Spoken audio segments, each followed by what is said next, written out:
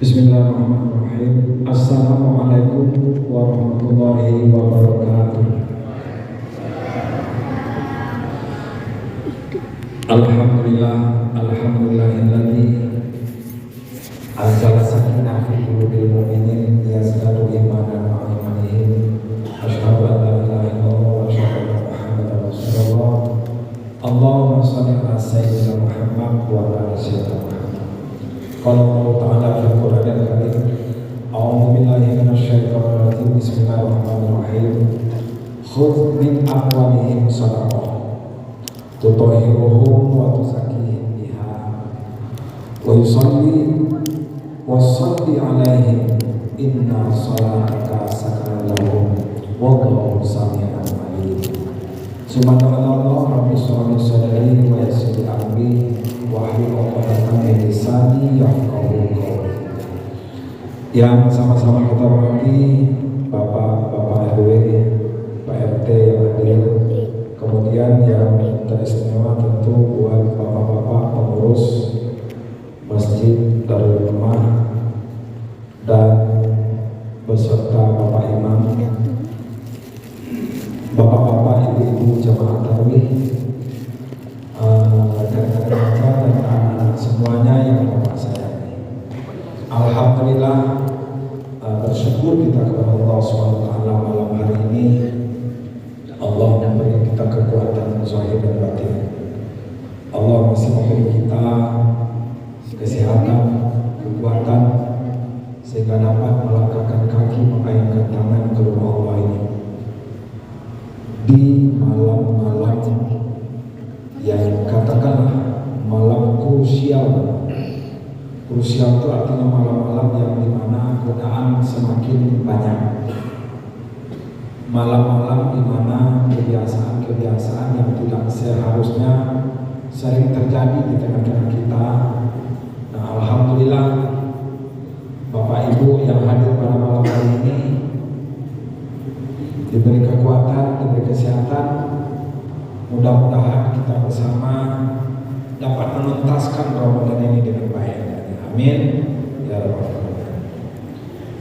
Salam dan salam buat baginda Rasul Muhammad sallallahu alaihi wasallam dengan ucapan Allahumma shalli ala sayyidina Muhammad wa ala ali sayyidina Muhammad. Bapak Ibu, bersalawat kepada baginda Rasul merupakan keharusan bagi kita bersama, karena kelak salawat inilah yang akan menjadi syafaat untuk kita dapatkan di yaumil akhir. Di saat tidak ada pertolongan lagi Bapak Ibu, amal habis,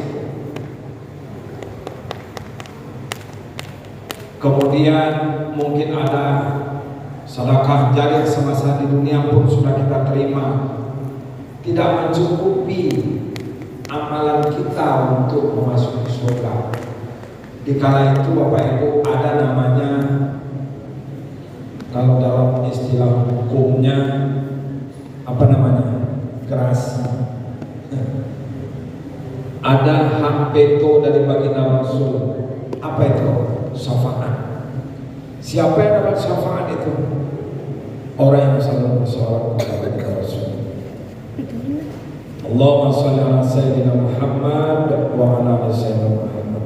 Amalan ini Bapak Ibu kita wiridkan terus hendaknya, sendiri-sendiri, berjamaah, di rumah, di mana saja.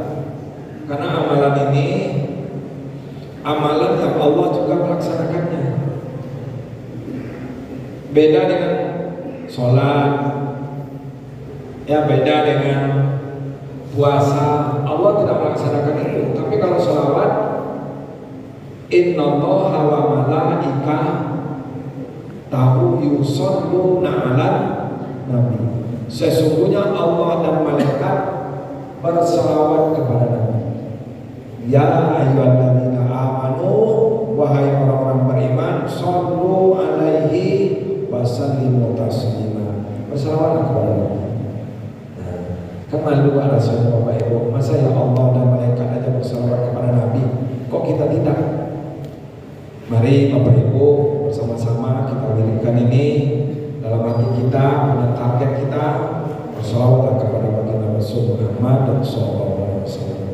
Bapak Ibu jemaah tarawih rahimakumullah, di malam yang ke-19 ini mungkin ada yang ke-20, ada yang malam ke-21 juga. Iya Ustaz, ada yang ke-25 malam ini Ustaz. Enggak ya. Ada yang secara umum malam ke-19 ini kita sama-sama mendengarkan sedikit tausiah. Seperti malam-malam yang sudah, yang malam hari ini temanya Bapak Ibu adalah zakat fitrah. Kalau bicara zakat secara umum kita sudah paham Bapak Ibu ya. Dan bahkan zakat ini kan terbagi dua nih. Ada zakat mal, ada zakat fitrah. Nah malam ini zakat fitrah. Secara umum zakat itu Bapak Ibu adalah sesuatu yang harus kita berikan, pasti. Itu harus kita sadari. Dalam harta yang Allah titipkan kepada kita Bapak Ibu, yang penting dan wajib kita sadari, harta itu tidaklah sepenuhnya milik kita. Ada hak-hak orang lain yang harus dikeluarkan. Ada milik orang lain yang menempel pada harta kita. Maka ketika bicara zakat Bapak Ibu, yang kita berikan itu bukan harta kita sebenarnya. Kesadaran ini harus terpupuk dalam diri kita. Lalu apa yang kita berikan? Itu memang hak orang lain, Pak. Memang jatah orang lain yang kita berikan. Jadi pulau bagian harta untuk zakat, bayar zakat malam atau zakat fitrah. Demo bayar hartawan segitu kan keluar zakat sekian banyak. Itu bukan hak kita, tapi adalah hak orang lain yang harus disampaikan. Kesadaran ini perlu Bapak Ibu. Makanya dalam Islam itu ada 5 sendi, 5 dasar ya: syahadat, sholat, puasa, zakat, dan haji. Di antara kelima itu Bapak Ibu, zakatlah amal ibadah yang implikasinya bukan hanya pribadi kita, tapi juga berimplikasi sosial. Karena kita butuh orang lain. Kalau sholat kita tak butuh orang lain Bapak Ibu. Mungkin untuk berjamaah boleh lah, tapi bisa kita lakukan sendiri. Puasa kita tak butuh orang lain, kita bisa puasa sendiri. Haji pun begitu juga dalam pelaksanaannya. Tapi kalau zakat Bapak Ibu, kita butuh orang lain. Kita bayar zakat, yang mana orangnya? Siapa yang akan menerima zakatnya? Nah, berarti zakat implikasinya bukan hanya pribadi kita, tetapi juga implikasi sosial, hubungan kemasyarakatan. Bapak Ibu jamaah tarawih rahimakumullah, setidak-tidaknya ya ada 2 manfaat zakat ini secara umum dulu. Nanti kita masuk ke zakat fitrah ini. Apa manfaatnya? Pertama Bapak Ibu, dalam Al-Quran dikatakan wa tuzakkihim biha. Yang pertama tutahhiruhum. Nah ini yang pertama. Dapat membersihkan harta kita. Itu Bapak Ibu, dalam Al-Quran surat At-Taubah ini dikatakan oleh Allah, pangkalayannya tahu Bapak Ibu ya. Saya bacakan di awal tadi, khuz min amwalihim sodaqah. Sodaqah di sini artinya zakat. Khuz itu artinya ambillah dari sebagian harta mereka itu zakat. Jadi ayat ini Bapak Ibu tidak Allah perintahkan wahai orang beriman bayar zakat, tidak begitu Bapak Ibu. Tapi dalam ayat ini dikatakan khuz min amwalihim sodaqah, ambil dari harta orang itu zakat. Artinya itu yang saya bilang tadi Bapak Ibu, itu bukan milik kita, tetapi ada hak orang lain dalam harta kita. Khuz min amwalihim sadaqah, ambil. Untuk apa? Tutahhiru, membersihkan harta. Bapak Ibu, salah satu cara untuk membersihkan harta, yang tinggal biar berkah, harta yang tinggal biar berkembang, harta yang tinggal itu biar menyenangkan batin kita, adalah dengan zakat.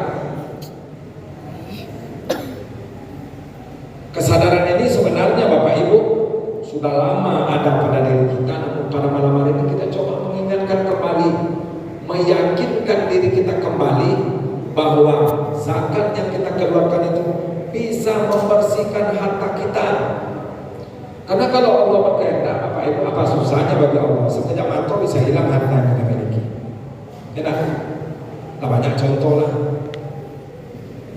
Banyak contoh, sakeliam ya Allah. Sakit mata bisa hilang. Marah uang panjang pada, manangi panjang pada, satunya hilang. Di situ baru kita sadar kadang-kadang ada mungkin hak-hak orang lain yang kita samakan, kita pakai, kita gunakan dan sebagainya. Ingat Bapak Ibu peristiwa Korun itu. Korun itu sebenarnya apa? Dia bukan tak tahu Bapak Ibu dalam harta itu ada hak orang lain, tetapi menganggap apa yang dia usahakan itu seolah-olah milik dia semua. Untuk apa diberikan zakat? Toh saya berusaha, saya bekerja, saya yang mengusahakan, tak perlu orang lain. Akhirnya apa? Korun Allah menangkan di bumi Allah dengan harta-hartanya sekali. Sehingga kalau dapat harta dalam tanah di asrama Tribrata itu namanya tetap harta korun.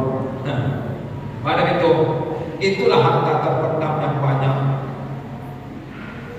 Padahal korun itu berasal dari Mesir, tetapi tetap namanya harta karun. Ini menandakan jamaah takbir rahimahullah, kuasa Allah melebihi segala-galanya. Kalau Allah sudah berkehendak, semuanya pasti jadi. Tuh, pertama tuh. Yang kedua, waktu zakihim biha, zakat yang kita berikan, yang kita keluarkan Bapak Ibu dapat membersihkan orang yang berzakat. Kalau tutohilum tadi membersihkan harta, kalau zakihim itu membersihkan orang yang berzakat. Dari apa Bapak Ibu? Dari sifat-sifat korun tadi. Apa sifat korun itu? Kita manusia ini Bapak Ibu sudah merupakan takdir bagi kita manusia. Loba, tamak, rakus, serakah, apalagi pelit, mengumpul dalam diri kita sebenarnya. Nah, sifat-sifat yang negatif ini Bapak Ibu lebur, hilang langsung seiring kita memberikan zakat. Makanya Bapak Ibu untuk apa? Kesadaran harta bukan milik kita itu memang harus kita pupuk dalam diri kita. Untuk apa harta yang kita tunggu itu? Toh pada akhirnya Bapak Ibu, nah pada akhirnya ketika kita ke jamban apa kita bawa? Nah, anak kita bawa ke putian, sayang teman, sayang suami ke istri, sayang anak ke orang tua, sayang orang tua ke anak. Ujung-ujungnya apa yang dia kain putih 3 lapis, 5 lapis, bahkan ada 7 lapis. Itu cuma Bapak Ibu tanah yang luas, kebun yang berhektar-hektar hilang, tinggal yang dikasih ke kita apa? 2 kali 1. Itulah dia. Nah, kesadaran ini Bapak Ibu, kesadaran ini harus terpupuk. Nah, termasuk dengan zakat fitrah yang akan kita keluarkan. Zakat fitrah yang akan kita keluarkan itu merupakan kuncian dari segala amalan Ramadan yang kita kerjakan, ditutup dengan zakat fitrah. Dan wajib kita berikan setiap yang bernyawa, wajib mengeluarkan zakat fitrahnya. Kan kita sudah tahu juga ya dalam pengamalannya, mungkin kita sudah tahu. Kita mengingatkan kembali kepada kita bersama. Jangan lengah, jangan lalai. Zakat fitrah itu adalah zakat diri yang wajib dikeluarkan. Kapan waktunya Bapak? Boleh kita lakukan, boleh kita bayarkan, di awal Ramadan dulu boleh. Nah, terus sepertiga Ramadan tinggal juga boleh. Tapi ada waktu yang paling afdol Bapak Ibu. Kapan ya? Itu sesudah Ramadan pergi. Nah, sampai khatib naik mimbar di hari raya Idul Fitri. Itu waktu yang paling afdol. Nah, takutnya kita Bapak Ibu tak sempat melaksanakan pada waktu itu, maka adalah yang mulai dari sekarang sudah melaksanakan itu. Tujuannya tak dilakukan adalah agar amal ibadah Ramadan yang kita kerjakan ini Bapak Ibu memang ibarat apa sampai ke perangkonya. Kita kan cari-cari amal nih, udah mencari bekal, udah puasa, udah tadarus, udah ngaji, gitu kan. Nah,